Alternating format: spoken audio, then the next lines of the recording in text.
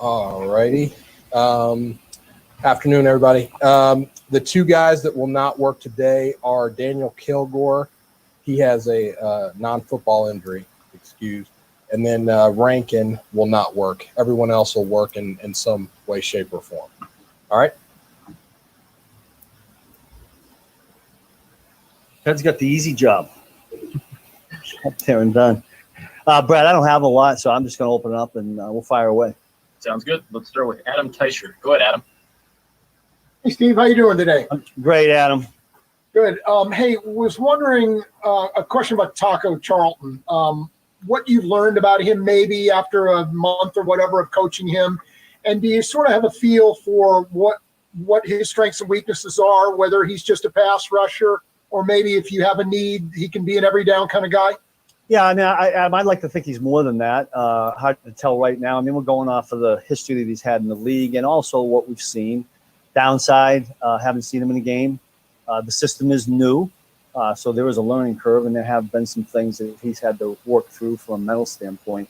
I really like the way Frank's been working with Taco, because they know each other a little bit, and I think Frank's taken on that role of trying to mentor or help Taco, and he realizes Taco's in a new team. Frank went through the same thing last year. So I like the way they're working together. It's going to take a little while, but we can figure out exactly where Taco fits in. But love his length, love a lot of things he does. He's been working real close with Brendan Daly.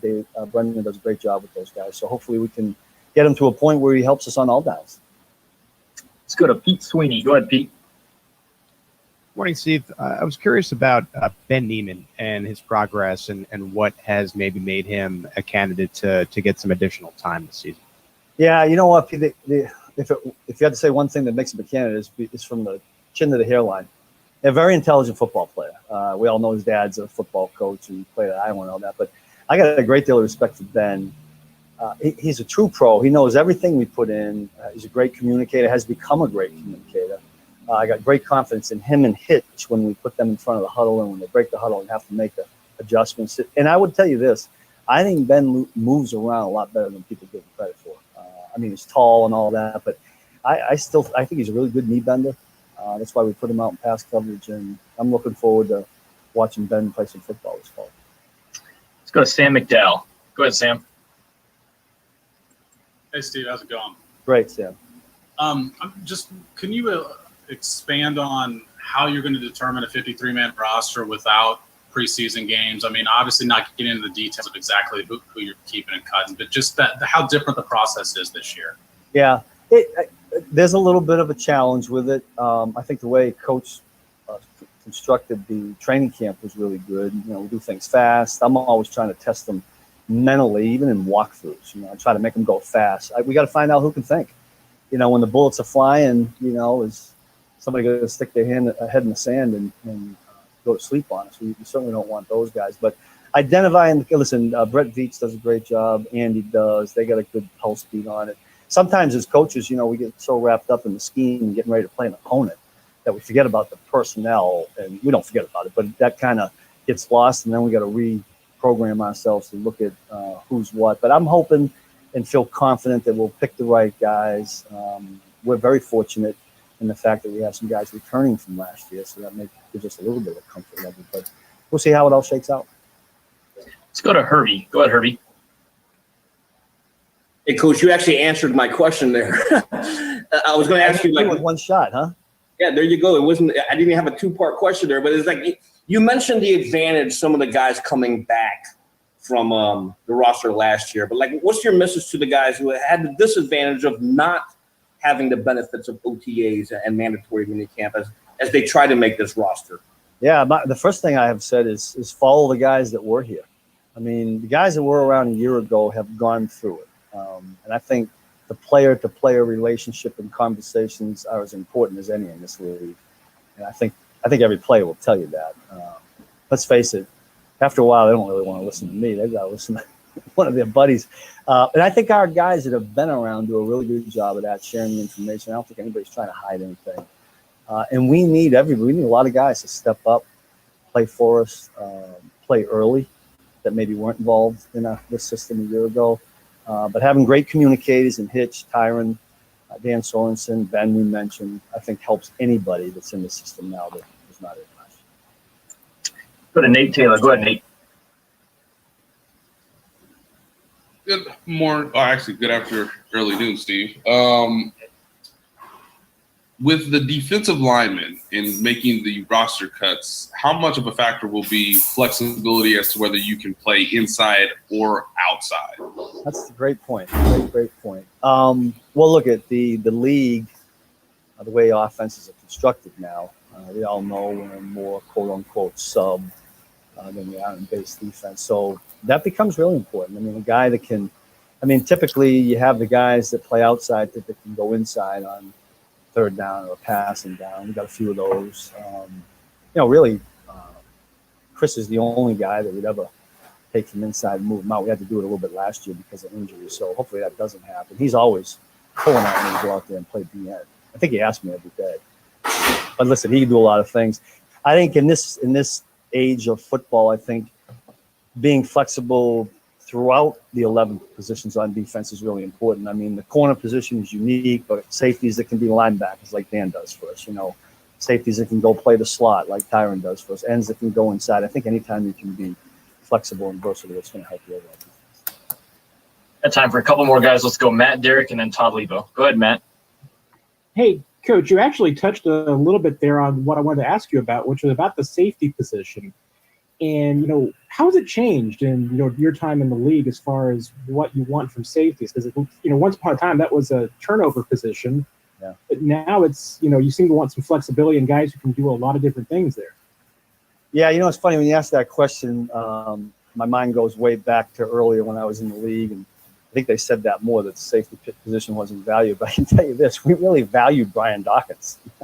He was, you're kind of talking about a spot that I think against offensive football now does become really important, because if you don't have a little bit of skill at that position, offensive coaches are way too smart. They find the mismatches and put you in tough situations. We're fortunate that we have some guys that maybe can play wideouts as safety, still support the run. When you have that, it makes you better.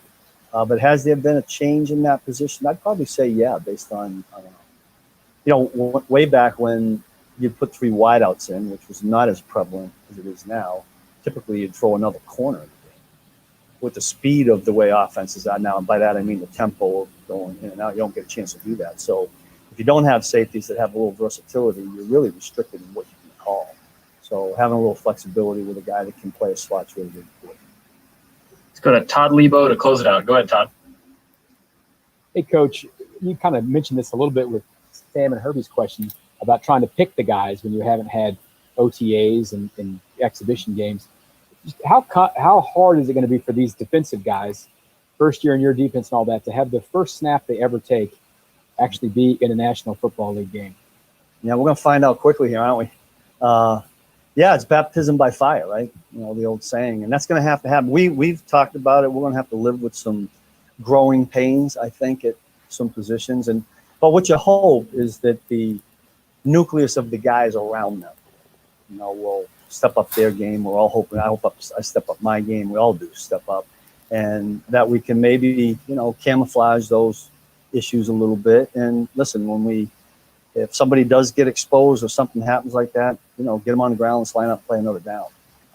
But it happens. Everybody's going to deal with it around the league everywhere. We certainly got our spots, but I'm confident in the guys that have been around here that they can rally and help out these young guys. Coach, we appreciate your time today. Thank you. You got it. Thanks. All right, guys, we've got Antonio Hamilton coming up next. If you want to get your hands up.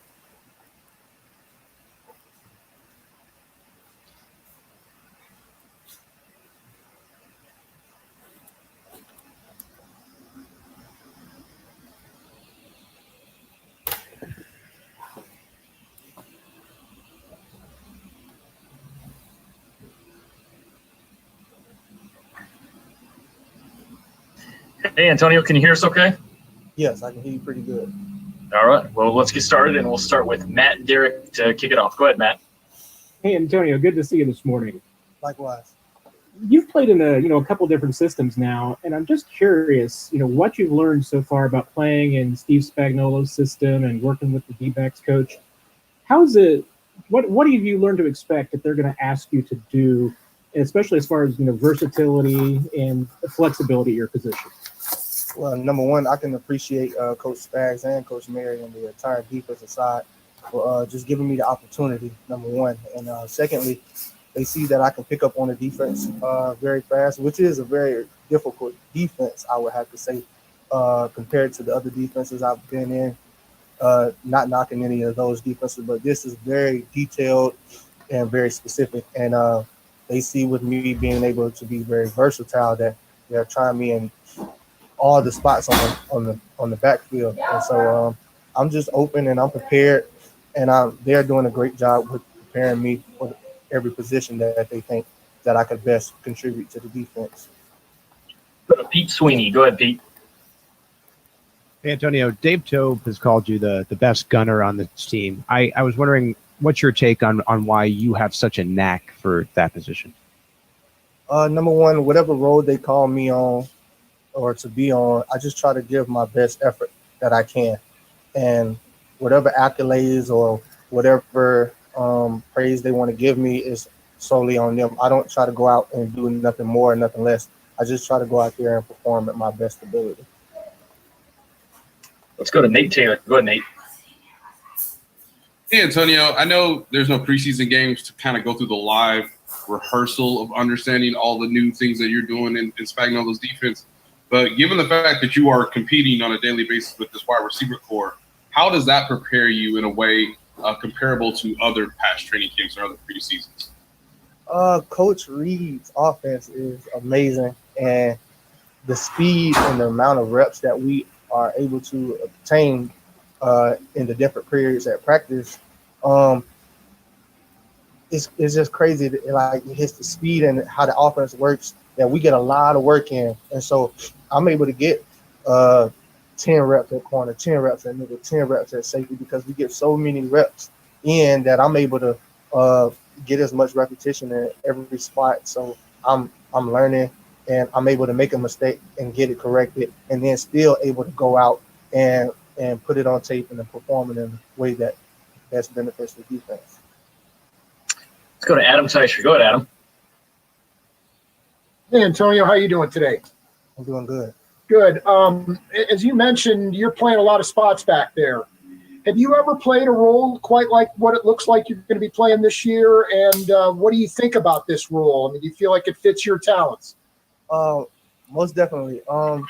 It shows that I'm very versatile because I can cover anybody that they put out there, whether it's big, small, quick, fast, or slow.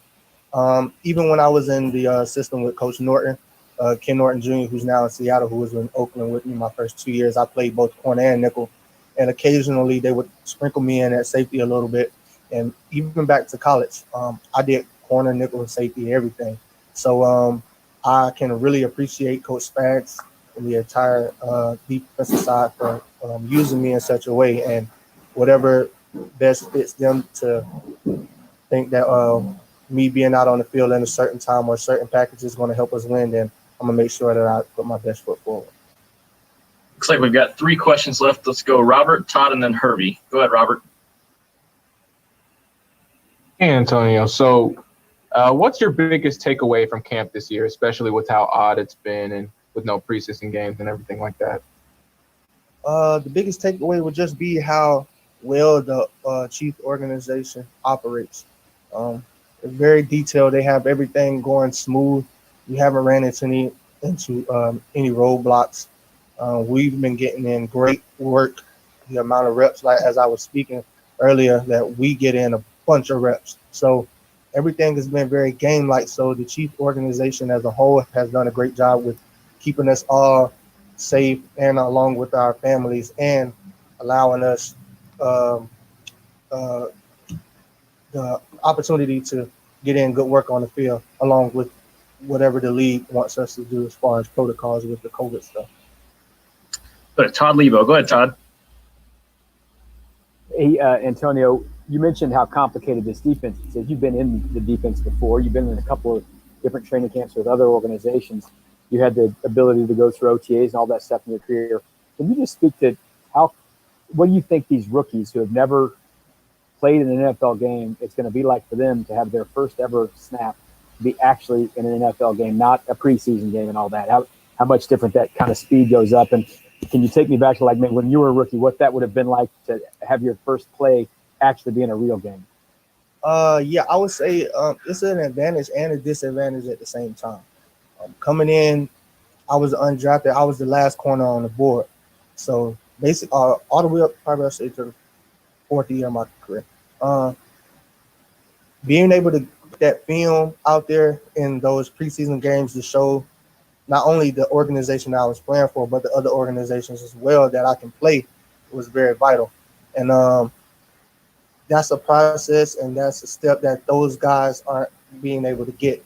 But I would say the thing, as I spoke earlier about the Chiefs organization and how we operate during practice, they are game reps. It's game quality reps. So I believe that the guys who have been here or who are fighting for their jobs, along with myself, we take the reps very seriously, and we understand that they all are game reps. So with that, if you can, I feel like me personally, from my past training camps, and like I said, it's not knocking any of the other organization that I played for, but these type of reps and this type of training camp that Coach Lee is running here is it's different. It's different. It's game like reps, and every rep.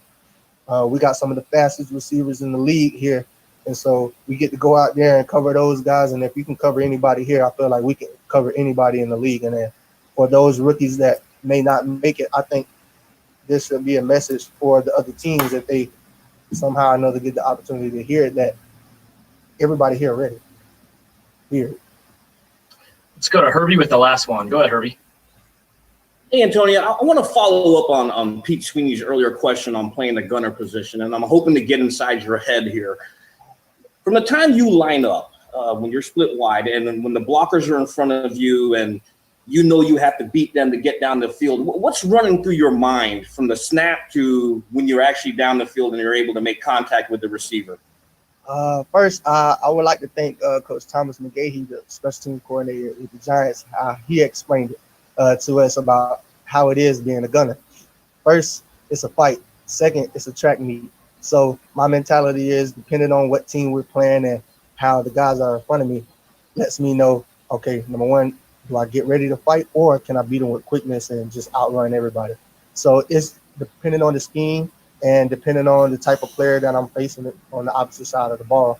So most of the time, as I've got for the last 2 years, I've been double teamed. So almost every snap. So I'm thinking fight first, and I figure it out on the way down the field, because a lot of it is improvised because it happens so fast.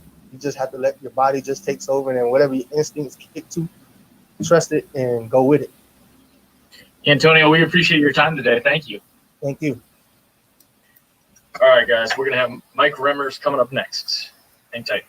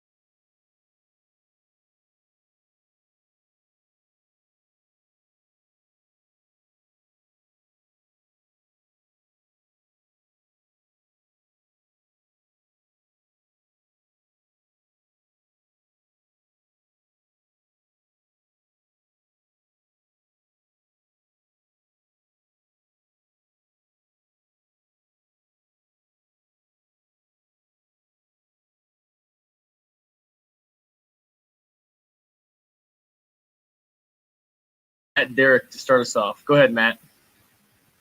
Hey, Mike. Good afternoon. Afternoon. Hey, Andy Heck loves flexibility in offensive linemen, and so I'm just curious. Is there a position along the line that you have not played during camp? And as an offensive lineman, how do you get yourself in the mindset of knowing that you might be pushed in to play at any position at any time? Right. Well, I haven't taken any snaps yet, but I've been playing both left and right guard and tackle. I'm just trying to do whatever I possibly can to be ready for any given situation because you never know what's going to happen during the season. But yeah, when it comes to actually getting ready for those positions, I mean, that's instead of kind of studying, one or two guys, I mean, you got to be ready for all across the line because you never know who you're going to be playing against. So that'll be a little different this year, but I'm looking forward to the challenge. Let's go to Pete Sweeney. Go ahead, Pete. With having the study, really, I guess the whole defensive line, I guess meetings will become more important. So I'm wondering, how has the fit been for you in Kansas City with some of the other guys? You feel like you're really gotten integrated and part of this team now? Yeah, I absolutely love it here. I love all my teammates. I feel very fortunate to be here.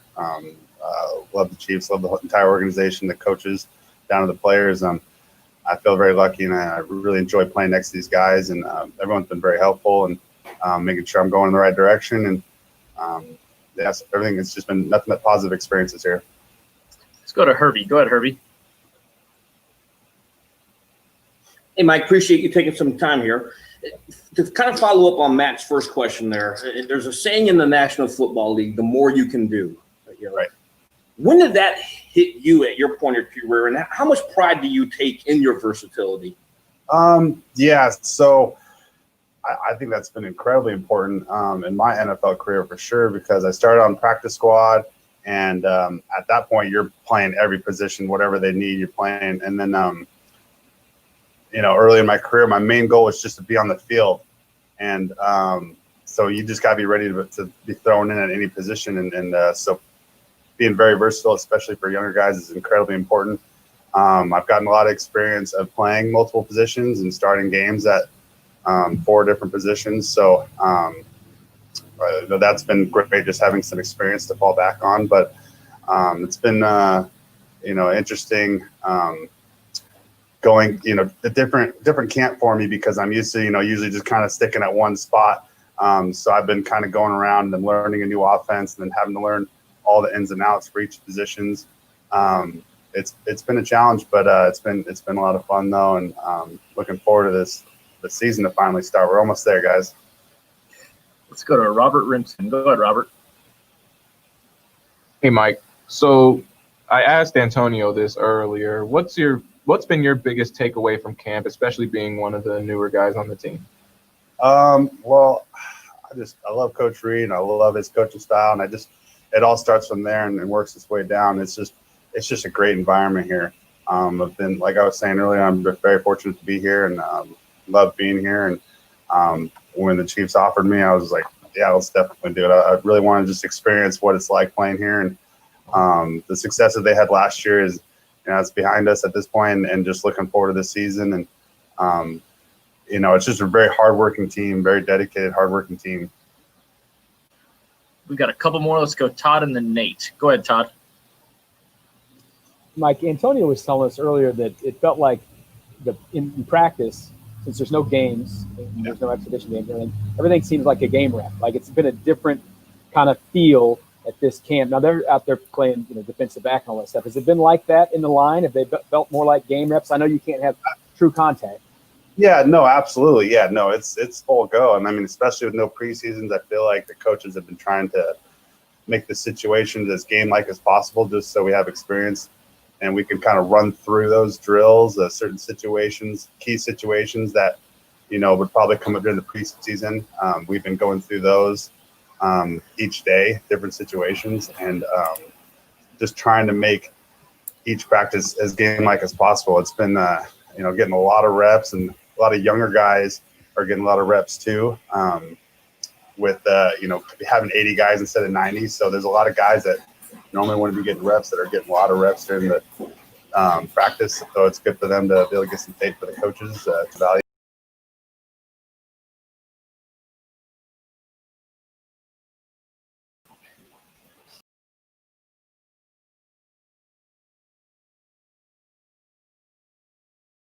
previous experience, what's it been like to understand Pat's mindset in terms of the protection calls, given where you are on a given rep, as you try to get to know what the quarterback's thinking based on